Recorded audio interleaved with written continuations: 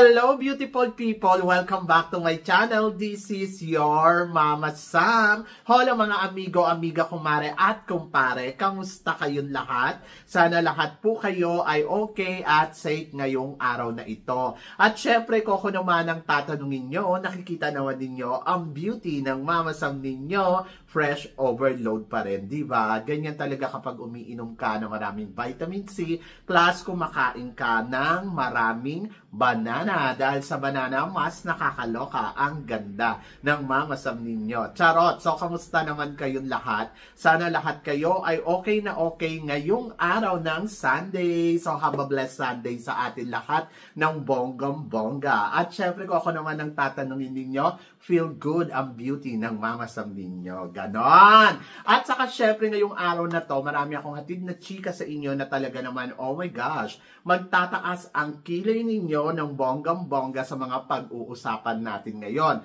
Kaya guys, wag na nating patagalin ang ating mga chika. So syempre, para sa una natin chika, eto nga, grabe. Si Miss Venezuela nag-run siya kahapon sa kanyang Facebook account at kung saan sinabi niya nga na sa kanyang live, sabi niya na ano daw, naloka daw siya sa resulta ng Miss Universe at sabi niya nga ano, kung tutuusin daw, dapat daw, ang panalo daw ay si Philippines talaga. Ganun ang sabi niya. At siya daw ang first runner-up. O, diba? So, yun. So, nakakaloka. So, si Philippines, pinuri niya, tapos nilagay niya yung sarili niya sa second runner, as a first runner-up. No? Diba? Hindi niya matanggap na second runner-up lang siya. Dapat daw, siya daw ang first runner-up. At si Philippines daw ang winner. So, natuwa naman ako doon sa kabilang banda na sinabi niya, si Philippines dapat ang winner, pero naloka naman ako na siya dapat ang first runner-up. Okay. But ako, para sa akin, totoo naman, ang dapat na winner ay si Cote d'Ivoire o kaya si Philippines, or first runner-up dapat ay si Philippines o kaya si Cote d'Ivoire kung sakaling si Philippines yung mananalo. Dito kasi wala namang ibang pinagpipilian, si Cote at saka si Philippines lang, na hindi ko naintindihan kung bakit nilagay nila doon sa tulo. Kaya naloka ang lahat. Ganon. Diba? Kasi parang kung tutuusin, hindi dapat ganon ang resulta. Pero wala na tayong magagawa. Na-declare na at ayun na nga, may nanalo na. O, diba? So, yon. At kay Miss Venezuela, be happy dahil at least, diba, naka-second runner-up ka. Kumbaga, parang kung uulitin din naman natin to, kung halimbawa si Philippines ang nanalo, tapos si Cote d'Ivoire ang first runner-up, tapos ikaw ang second runner-up. Ganun pa din. O kaya, pwede na pwede si Cote ang panalo, si Philippines ang first runner-up, ikaw pa rin ang second runner-up. So, ikaw yung safe sa lahat. But overall, syempre, parang feeling ko talaga na agrabyado dito o nanakawan dito ng posisyon si Philippines at saka si Cote. Sila dalawa talaga yung parang feeling ko na parang may mali talaga. Lalo na yung pinakita ni Cote yung performance niya, evening gown swimsuit. So may intindihan ko pa kung ginawa siyang first runner-up eh. Pero ako na nga na Pilipino nagsasabi, I think si Atisa ang first runner-up at si Cote ang winner. Ganon. Ay nako, nakakaloka. But good luck na lang sa Miss Universe. At para naman sa sumunod natin, chika, eto nga. Sabing ganon, parehas biktima daw si Oppo at saka si Philippines ng organization ng Miss Universe. I feel bad. Yung kay Oppo, naiintindihan ko. Tapos sabi ko nga, okay lang yan. Kasi 'di ba at least nag-resign si Oppo, tapos lumaban ng Miss World, at ayun, naging Miss World. Si Atisa kasi, ang unfair dito, nakita yung performance ni kay Atisa, pagkatapos, nilagay lang nila sa third. Tapos, alam mo yon, yung parang yung mga manok nila, like example, yung kay Mr. Nawat, si Miss Thailand, di ba? Parang si Miss Thailand, kung tutuusin, dapat siya yung nasa posisyon ni Atisa, third runner-up eh. And then, tapos, si Atisa dapat yung nag-first runner-up, di ba? Parang, alam mo yon, yung parang tahimik na lang si Atisa. Kaya nga naging proud ako lalo kay Atisa kasi parang hindi na siya nag-react. Kumbaga parang alam niya na kung ano ang totoong nangyayari. Pero deserve ni Atisa talaga ng highest position dito sa Miss Universe. And then, wag silang maging proud sa mga nakuha nilang posisyon kasi parang feeling ko may mali. Ganon. And then, yung, ayun, parehas biktima. Maraming nagsasabi na sabing ganon, sana daw si Atisa daw ay mag-compete ng Miss World para daw kay Oppo tapos nanalo. Guys, hindi naman ganon kadali yun. Una sa lahat, iba yung destiny ni Oppo, iba yung destiny ni Atisa. And then, nakakaloka para lahat na lang na sinasalihan na pageant ni Atisa, lagi siyang nilalagay na lang sa mga ganyan na, alam mo yun, alanganin, or kung hindi, lagi siyang niloloko. Ayun. Yung hindi binibigay sa kanya yung tamang posisyon. Sabi ng gano'n, sumali daw ng Miss Grand kasi papanalunin daw to ni Mr. Nawat. Parang feeling ko tama na. Tama na muna kay Atisa ang pagiging third runner-up bilang Miss Universe. Diba? So, yon. So, congratulations. So, sanggapin na natin na third runner-up siya dito sa Miss Universe. Kasi nakakaloka lang yung mga organization na to. Oh, ayan. So, nakapabilang na daw si Atisa Manalo sa mga third runner-up. Noong 1963, nakuha natin ang third runner-up position. Noong 1980, nakuha natin yung third runner-up sa posisyon. And 1984, ito yung mga nasa binibining Pilipinas pa, no? So, 1984 din. And then, 2011, si Shamsi Supsup at si Ariela Arida. And then now, Maria Atisa Manalo. So, naloka nga ako kasi parang, wow, ang lupit. So, ang bongga, di ba? Kung iisipin mo. Pero, mas deserve pa rin ni Atisa yung highest position Sabi ko nga, pinakamalayo ng mararating niya, first runner-up. Tapos, ang pinaka-minimum, di ba? Kung titingnan mo yung first runner-up or winner. Ganon! Pero, good luck. So, yan. And then, congratulations na rin kay Atisa at sa lahat ng mga nag-third runner-up sa Miss Universe from the Philippines. Sabi ko nga habang buhay naman na yan. Pag Miss Universe third runner-up yan. At saka yung kay Atisa yung pinaka-top kasi 122 candidates sila dyan. Diba? So, iba din, ibang level. So, sobrang bongga, sobrang winner, sobrang panalo. O, diba? So, para naman sa sumunod natin, chika, Thailand, panalo. Noong 2023, first runner-up, 2024, third runner-up, at 2025, first runner-up ulit. Ano ang chika mo dito, Mama Sam? Ewan ko kung dapat nga ba silang maging, yung magiging proud na, wow, ang layo nung narating nila. Parang hindi naman. Charot. Si Antonia, saka si Oppo, I'm so, talaga, yung parang okay, so ang galing nila. Sobrang natutuwa ako. Pero yung kay, yung kay Vina, alam naman natin na parang, so nilagay lang kayo dyan dahil minekos-mekos. Yung mga tipong ganon. Yung parang pinilit, tapos sige, ilalagay kita dyan, akong bahala sa'yo. Yung mga tipong ganon. Hindi ko naman kasi nakita nag-perform din si Vina ng todo-todo na parang masabi mo yung dating niya ay pang first runner-up talaga sa Miss Universe. Yung kumpiyansa niya nga sa sarili niya, hindi pa buo Di ba? So, ayun. But I'm happy kasi at least yung Thailand nagpe-penetrate na sila ng sunod-sunod. Baka sa susunod winner na sila, di ba? Dalawang first runner-up at isa sa third runner-up. Kumbaga sandwich win. Strike top 5, di ba? So, yon. Congratulations. Ayun. So, kung feeling ninyo, nakuha ninyo yan nang dahil magaling kayo, good job. Pero, kung na-feeling ninyo, nakuha ninyo yan dahil inilagay kayo dyan, medyo masama yung pakiramdam natin dyan. Charot. So, yan. Ewan, kung bahala sila, nakakaloka sila. Ganon. And then, para naman sa sumunod natin, chika, consistent daw na nasa top 5 ng Miss Universe. Thailand, Venezuela, Mexico, katulad nung nakaraan taon. Anong chika mo dito, Mama Sam? Hanggat ang organization na yan ay nandiyadyaan, sila yung organization, umasa ka, laging nasa top 5 na ang Mexico at Thailand. Ganon. Maniwala ka. So, buti nga ngayong taon na to napasama na tayo. And I hope na sana sa susunod na taon, makakuha tayo ng kandidata ng the best.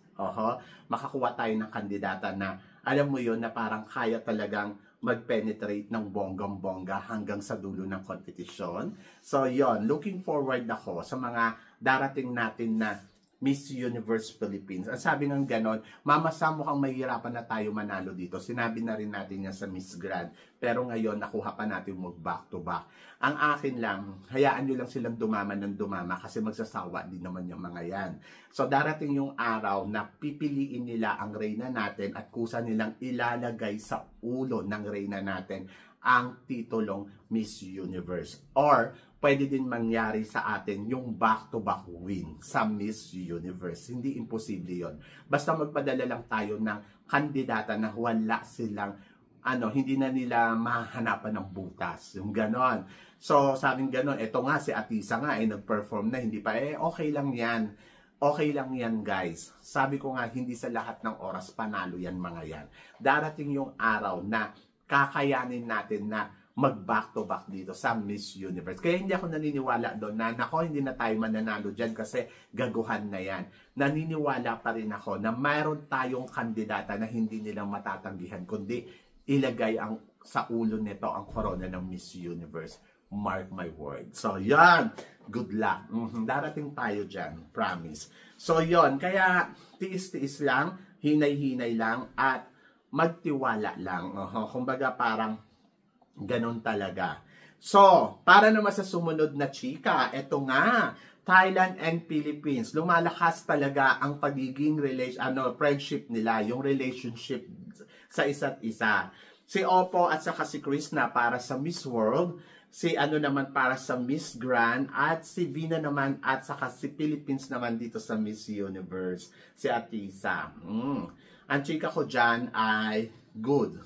Maganda talaga yung relationship natin between Thailand and Philippines, no? So, kung iisipin mo, parang, wow, talagang, ito yung bansa na support each other. Maganda yung relationship. Hindi katulad nung sa Vietnam at saka sa Indonesia na parang hindi tayo, yung kumbaga parang hindi tayo komportable sa kanila, di ba? Pero etong Thailand, in fairness naman, komportable tayo. Dito sa Miss Universe, maraming nagsasabi na sana si Vina na lang daw ang nanalo over Mexico. So, natutuwa ako sa mga Pilipino kasi parang, alam mo yon, they are support talaga.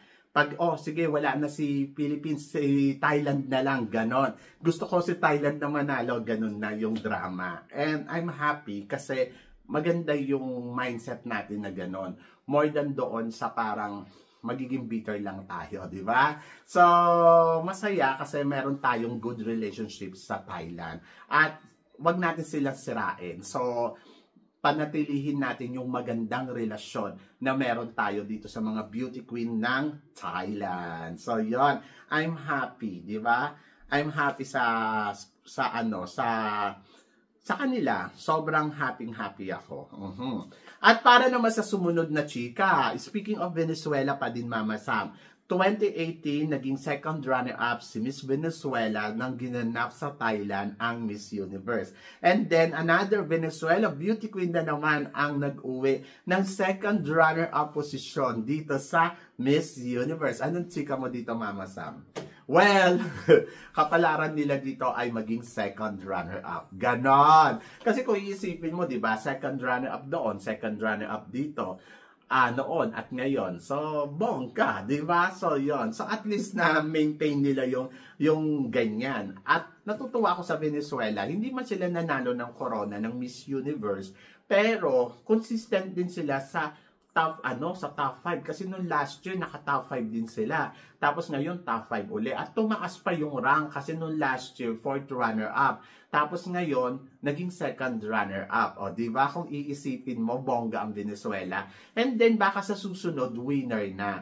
At least hindi sila na-El Tocuyo, hindi katulad ng ibang candidates nila na nilalaman sa Miss Universe ay na-El Tocuyo. Pero at least sila, pumapalo pa rin sila sa dulo ng competition. At yun yung maganda at masaya doon. Di ba? So, job well done talaga ang Venezuela. So, naghihintay na lang tayo na makoronahan uli sila sa Miss Universe kasi 2013 pa nang hindi sila nakakakuha ng corona. So medyo matagal-tagal na rin.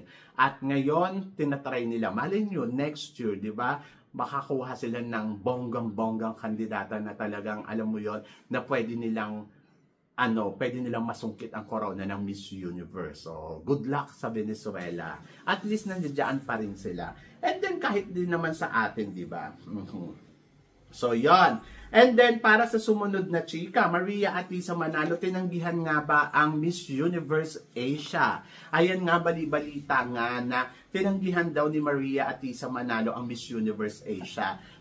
Okay, so, ang nakuha nating award, back-to-back tayo sa National Costume kasi noong 2023, nanalo tayong National Costume kay Michelle D. 2024 kay Chelsea Manalo. And then, ngayon naman ay si Maria Atisa Manalo ang nanalong Best National Costume. O, di ba? Ang saya lang. Kumbaga parang bongga. Oo. So, hindi lang siya third runner-up, kundi Best National Costume pa at third runner-up pa sa beauty, ano ba yun? Behind the Crown. So, ang saya lang ng feeling na gano'n, na medyo parang, wow, nagpipenetrate talaga ang pambato natin ng bonggang-bongga. Ayun nga, so, tinanggihan ba? Siguro, wala kasi akong confirmation dito, pero ito yung narinig ko eh. Ang sabi daw, in-offer daw to kay Bina, tapos ayaw ni Bina, tapos in-offer daw kay Philippines, ayaw ni Philippines. So, ayaw nilang tanggapin at kasi ayaw na daw nilang mag-work sa organization na to. So, ayun ang sabi. Kaya kung bakit nila tinanggihan. Pero hindi ko kasi alam kung confirm siya. Hindi ko alam kung confirm siya. Ang feeling ko naman, hindi nila talaga in-offer dun sa dalawa. Ang feeling ko si China talaga yung napili nilang Miss Universe Asia. Bakit naman tatanggihan ni Atisa yung offer na yon, di ba? Ayun lang yung nagsasabi, sabi-sabi lang doon. Wala naman tayong confirmation. Mamaya ma-fake news tayo. Sabihan tayo ni Atisa, fake news ka. O, di ba? So, hindi ko talaga alam. Pero may naririnig ako na ganun daw. Tinanggihan daw ni Vina, tinanggihan daw ni Atisa. Sabi ko naman, parang wala naman sa karakteristik ni Atisa na tanggihan yung mga ganitong bagay. Kasi si Atisa, ano siya opportunity ko. Ano yung opportunity dyan? Tatanggapin niya. At hindi ganun yung ugali ni Atisa. At saka, I think si Atisa, sa Cosmo nga di ba? Yung ibang queen sabi ganun, no, universe lang ako. Pero si Atisa, as in talagang, sige, kung ano yung corona na nandiyan, tatanggapin ko. Di ba? So, total suma, kung totoo man to o hindi, okay na yan, maging happy na tayo. Basta ako, panalo siyang Best National Costume, tapos Behind the Crown third runner-up at third runner-up sa Miss Universe. Kumbaga natapos yung journey niya dito sa Miss Universe na sa atin lahat, kasi 'di ba para sa ating lahat, ang sinasabi kasi ng mga tao, nako, hindi naman pwede si Atisa manalo sa Miss Universe, may El Tocuyo lang yan, hindi makakarating ng top 5 yan, hanggang top 30 lang yan, mga ganon. Yung iba nga, El Tocuyo pa, yung mga galit. Gusto ko lang din malaman ninyo na hindi nagkamali ang Miss Universe Philippines Organization ngayong taon na to sa pili kay Atisa Manalo bilang Miss Universe Philippines. So, yon. Gusto ko lang din sa inyo na parang kasi ang dami nyong hanas doon sa Miss Universe Philippines natin. Pero, yung ngayon, hindi nyo naman siya mapuri at mapasalamatan, di ba? So, ang akin, doon sa mga basher niya, well, kung sinasabi ninyo dapat si ganito ang ilaban, dapat si ganito ang dalhin, so, ito ang sagot po. Hindi nagkamali ang Miss Universe Philippines at hindi tayo nagkamali na si Atisa Manalo ang ilaban natin ng Miss Universe. Ayun yon. So, winner tayo dyan. At ayun lang ang gusto ko sabihin sa inyo. So, nagkamali kayo sa paghusga kay Maria Atisa Manalo. Ang kakapal ng mga mukha ninyo. Charot. Hindi. Ang akin, gusto ko lang sana yung mga gusto ninyo, naiintindihan ko yan, gusto ninyo yan. Pero, hindi sila basta-basta lang maglalagay ng reyna dyan na alam nila na papalpak sila. So, maganda ang naging journey at kayo na nga nagsabi, hindi lang dapat third runner-up ang narating ni Atisa Manalo. More than pa doon, di ba? So, kaya niyo mag-first, pwede din siya ang title. So sa madaling salita, nadaya lang talaga si Atisa, kaya napunta lang tayo sa third runner-up. So yon. Pero sa kabilang banda, panalo pa din tayo at gusto ko din malaman ninyo na hindi nagkamali ang Miss Universe Philippines kay Atisa Manalo. So, congratulations Philippines. So, yan. So, ganun lang yon. So, next time, yung mga gusto ninyo, baka yun na. Sila na yung ipadala. I hope. Di ba? So, yon. So, kayo guys, ano guys ang masasabi ninyo dito sa mga pinag-uusapan natin ngayon? So, please comment below para at least malaman ko naman kung ano naman ang chika mo sa mga tinatalakay natin. Syempre, maraming salamat sa inyong lahat sa suporta at pagmamahal na binibigay ninyo syempre dito sa channel ko. At sa mga hindi pa nakaka-subscribe, please don't forget to click like and subscribe my channel at i-click nyo na rin po ang notification bell to more updated. Syempre, sa aking mga chika, sabi nga ganon, always keep smiling and laban lang. So guys, hanggang dito na lang. Hanggang sa muli nating chikahan. See you tomorrow. Thank you guys.